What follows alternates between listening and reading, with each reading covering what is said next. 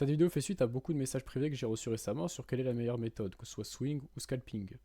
Donc déjà, on va commencer directement. Il y a pas longtemps, j'ai reçu un commentaire qui me disait oui, mais dans tous les cas, les swingers ou les scalpers sont perdants en termes de traders particuliers.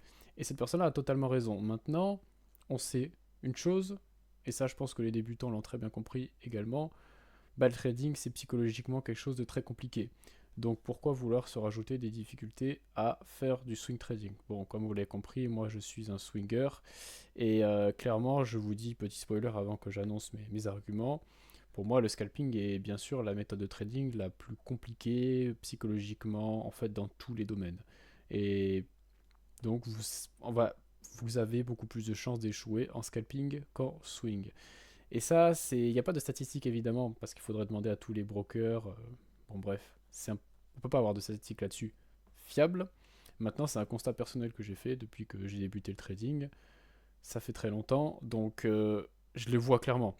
Les traders que j'ai côtoyés, je n'ai jamais vu un seul. Ça veut pas dire qu'il n'y en a pas. Alors, je précise un truc, et comme ça, je le répéterai plus dans la vidéo.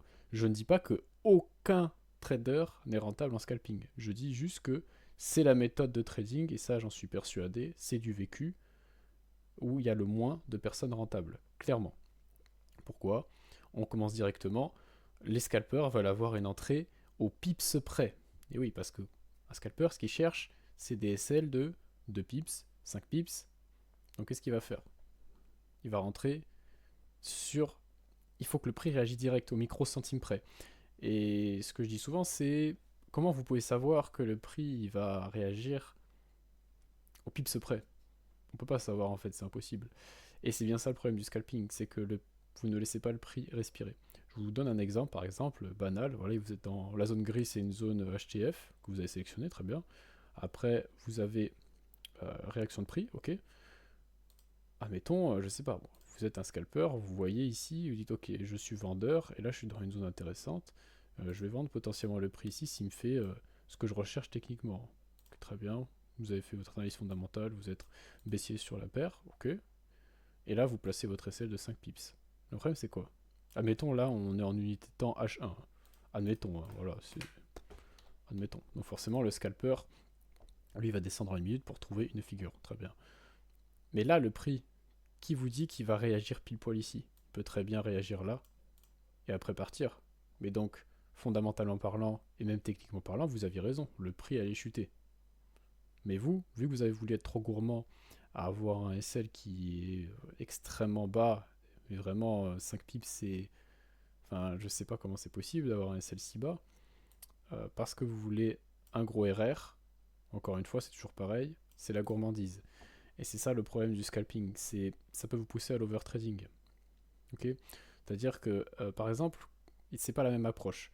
Un trader swing, lui, il sait à quelle heure il doit revenir, à peu près avec les annonces économiques, avec les zones dans lesquelles le prix rentre. Il sait à peu près quand il doit être là. Et il n'a pas à se précipiter. En fait, il a le temps avec lui. Le scalper, lui, il doit vraiment être très concentré devant les graphiques vu que tout va vite en une minute. Et c'est ça le gros défaut du scalping, évidemment. Donc ça veut dire que vous pouvez déjà rater vos opportunités. Et de deux, c'est hyper stressant, quoi. C'est hyper stressant parce que tout va très vite. Et donc vous êtes un peu le... Bon, évidemment, on est un peu... Évidemment, le swinger, le scalper, on est tous, entre guillemets, on doit être là pour le prix, donc on est les esclaves du prix, entre guillemets. Mais pour le scalper, c'est encore pire. C'est encore pire parce qu'il ne doit pas lâcher les graphiques des yeux, ce qui n'est pas du tout le cas pour le swinger. Et en fait, voilà, déjà, c'est très compliqué. C'est très compliqué. Vous rentrez sur le prix, vous allez par exemple dans votre cuisine boire un verre d'eau, vous pouvez déjà vous faire SL, tellement ça va vite. Parce qu'une petite mèche, ça peut arriver. Mais en soi, vous avez eu raison sur votre analyse. Et en fait, les swingers, ils l'ont très bien compris. En général, ils savent très bien que trouver l'entrée au pips près, c'est de la chance. En fait, on va pas se mentir, c'est de la chance. C'est de la chance. Évidemment, il y a des zones où ça peut réagir mieux que d'autres, mais globalement, c'est beaucoup, beaucoup de chance, hein. On va pas se mentir. Donc, lui, le swinger, il va mettre son SL au dernier point haut d'une grosse zone, par exemple. Alors, oui, certes, le RR va être. Le trade va durer beaucoup plus longtemps, et c'est effectivement le défaut, je vous l'accorde, du swing trading, hein. C'est que les positions peuvent durer un jour, 2 jours, 3 jours, voire plus longtemps. Et du coup, psychologiquement aussi, il faut le tenir. Dans tous les cas, en fait, c'est ça le truc, c'est que le trading, c'est dur psychologiquement. Maintenant, juste à vous de savoir si vous voulez avoir la plus haute difficulté en psychologie, ou alors la plus basse possible. Moi, j'ai choisi clairement de me limiter, je veux clairement limiter la psychologie, une psychologie qui peut être défaillante. Et c'est ça aussi, c'est que vous pouvez tomber dans l'overtrading en scalping. À être sur des toutes petites unités de temps en M1, ça peut faire péter un câble. On va pas se mentir, ça peut faire péter un câble. Vous voyez, vous avez aussi un taux d'échec qui est plus élevé, ça c'est clair et net. D'affilée, je parle. Vous pouvez vous prendre beaucoup plus de SL d'affilée que sur des swingers. Et ça se vérifie juste. Vous pouvez regarder autour de vous si vous connaissez beaucoup d'autres traders, swing, scalper. En tout cas, moi, c'est ce que je constate et je suis pas le seul à le constater. Je précise vraiment que là, c'est mon avis personnel, mais c'est aussi. Enfin, évidemment, je regarde ce qui se passe. Je parle à d'autres traders. Tout ça, ça se voit. Donc voilà. Ensuite, voilà. Donc pour moi, le pire, c'est le point d'entrée. Et surtout, quand vous allez en plus grosse UT, je sais pas, par exemple, vous prenez votre trade ouais, en 5 pips de SL, encore une fois, vous allez en daily, vous le voyez même plus votre trade. Et c'est là en fait que vous prenez conscience que c'est vraiment de la chance au niveau du point d'entrée. Alors qu'un swinger en daily, il le voit son trade. Il voit par exemple qu'on est dans des grosses zones importantes, que fondamentalement parlant, on a eu du nouveau au niveau de la macroéconomie, également au niveau des discours des banques centrales. Donc on voit que ça a du sens en fait. On voit que ça a du sens alors que le scalper, on se met en daily, on voit même plus le trade. On voit même plus le trade, on sait même pas où il est, on se dit bon, comment on peut savoir que le marché va réagir au micro pips près. C'est pas possible quoi. C'est pas possible. Du coup, ça crée vraiment une fatigue mentale qui est terrible. Encore une fois, quand je dis que je connais personne de rentable sur le long terme, je précise bien sur le long terme, c'est important de préciser long terme parce que pour moi, quelqu'un qui est rentable depuis 3, 4 mois, 5 mois, enfin, on s'en fiche, ça veut rien dire. C'est pas parce qu'il est rentable pendant 5 mois, même un an, qu'il sera rentable dans 10 ans. Le problème, c'est ça. C'est qu'en plus, je vois de plus en plus de monde sur internet dire que bah, le scalping, ils ont arrêté parce que mentalement, c'est un enfer. C'est un enfer. Et surtout, il faut pas avoir ces clichés. Là, je parlais d'un pour débutants. De toute façon, c'est une vidéo qui est plutôt pour les débutants ou. Oui, évidemment, en général, c'est pour les débutants, traders particuliers. Il faut pas avoir de clichés sur le swing comme quoi c'est lent, c'est chiant, voilà, on s'ennuie. Non, non, justement, psychologiquement, et ça vous libère beaucoup plus de temps en fait. On pense que le scalping, bon ben voilà, le trade il a duré 3 heures, c'est terminé, merci, au revoir. Euh, Bah, en réalité, le swing trading, oui, vous avez des positions qui sont beaucoup plus longues, mais vous avez quand même une liberté de temps qui est beaucoup plus élevée. Parce que le scalper, encore une fois, comme j'ai dit tout à l'heure, il doit atteindre une figure bien précise, par exemple en M1, où il ne peut pas vraiment gérer ça avec des alertes. Donc il faut qu'il soit rapide et même quand vous ouvrez un trade, là je reviens là-dessus, sur le spread par exemple, alors oui, il y en a qui vont me dire qu'il y a des brokers avec bon, pas de spread, mais alors pas de spread, ça n'existe pas à H24 hein, déjà. Mais surtout que s'il se passe quelque chose, s'il y a une mèche par exemple, voilà, vous avez déterminé votre zone, très bien, vous rentrez avec 5 pips de SL. Au moment où vous appuyez sur le bouton pour vendre, admettons le prix, il peut se passer qu'il y ait une petite mèche qui arrive au même moment comme par hasard. Et du coup, bah, vous rentrez déjà à la moitié de votre SL au final. Et je sais pas si vous avez pris 1% sur une position à 100 000, bon bah directement vous êtes à, vous pouvez être à moins 500 directement, c'est très compliqué quoi.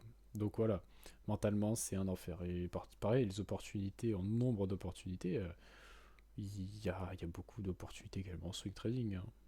N'ayez pas de clichés là-dessus. Donc pour ceux qui hésitent, voilà. Et en fait, moi comment je vois le scalping, je vois vraiment ça comme la gourmandise de l'être humain, quoi. Il va être très gourmand avec des très gros RR et des très gros ouais, des petits SL. Et je vais raconter une histoire. C'est ce qui est intéressant et ça résume, pour moi, ça résume bien cette gourmandise humaine et on va toujours plus loin. C'est quelqu'un qui trichait au casino avec du mercure, il arrive à faire bouger les machines à sous, bref, peu importe. Et en fait, il a réussi à voler beaucoup d'argent au casino. Mais vraiment beaucoup d'argent. Évidemment, il changeait de casino, il allait pas toujours au même, mais au bout d'un moment, il avait quand même. Vraiment, il allait quand même dans des casinos, c'était la même chaîne. Et en fait, la gourmandise l'a tué, clairement. C'est-à-dire que ce mec-là, il aurait pu s'arrêter et puis être largement rentable, personne ne l'aurait attrapé. Mais vu qu'il a continué, il s'est jamais arrêté, au bout d'un moment, les casinos ils disent bon, cet individu-là, il y a un problème, il fait que gagner, c'est pas normal. Donc après, ils sont allés regarder évidemment les caméras, etc. Ils ont analysé, ils ont remarqué évidemment qu'il trichait. Donc, vous voyez, cet exemple-là, pour moi, c'est. Vous allez me dire quel rapport avec le scalping, c'est pareil, c'est-à-dire que la gourmandise, la gourmandise, vous pouvez pas. En plus, pour les débutants, c'est encore plus l'enfer, quoi. C'est encore plus l'enfer. Déjà que pour moi, le scalping, même pour quelqu'un de confirmé, je le déconseille, mais vraiment fortement, de ne pas le faire. Déjà, moi, il faut savoir un truc, c'est que je recommande pas le trading. Okay, avec un proche, par exemple, je vais pas lui dire ouais, fais du trading, c'est génial. Non, c'est pas fait pour tout le monde le trading. Donc non, c'est pas un métier que je recommande. Clairement pas. C'est dur psychologiquement. Pourquoi vous voulez rajouter de la difficulté en plus de ça en faisant du scalping?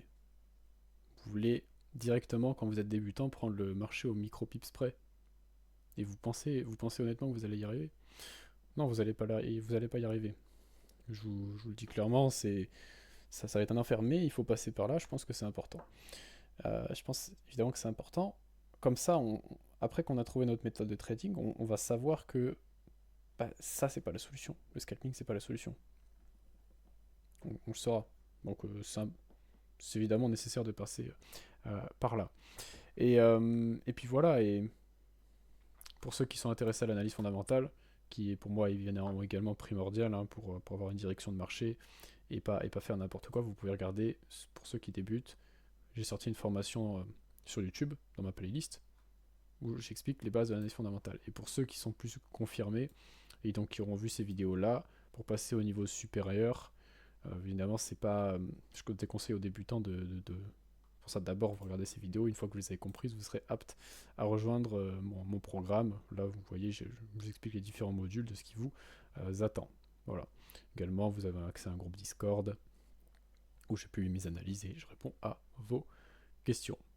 Donc voilà, c'est tout pour cette vidéo. Ah, je voulais préciser peut-être un petit dernier truc, c'est aussi, il y a beaucoup de scalpers, ils ne voient pas les grosses UT, donc c'est-à-dire qu'ils rentrent juste sur leur M1, M5, et en fait ils ne se rendent pas compte que par exemple, ils sont sur une très grosse zone de rebond, en daily, je sais pas, même en plus petite unité de temps que ça, mais en plus grosse unité de temps, ils sont sur une zone de rebond, et donc ils vont à l'inverse de ça. Ils n'ont pas une vision globale du marché. Voilà. Donc voilà, c'était tout pour les points, encore une fois. Vous avez beaucoup plus de liberté de temps également en swing, c'est beaucoup plus gérable. Mais vraiment, je vous dis clairement, pour moi là c'est clair et net. C'est clair et net.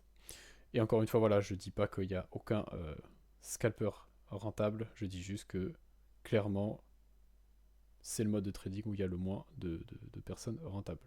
Et c'est aussi pour ça que la majorité des traders débutants abandonnent le trading.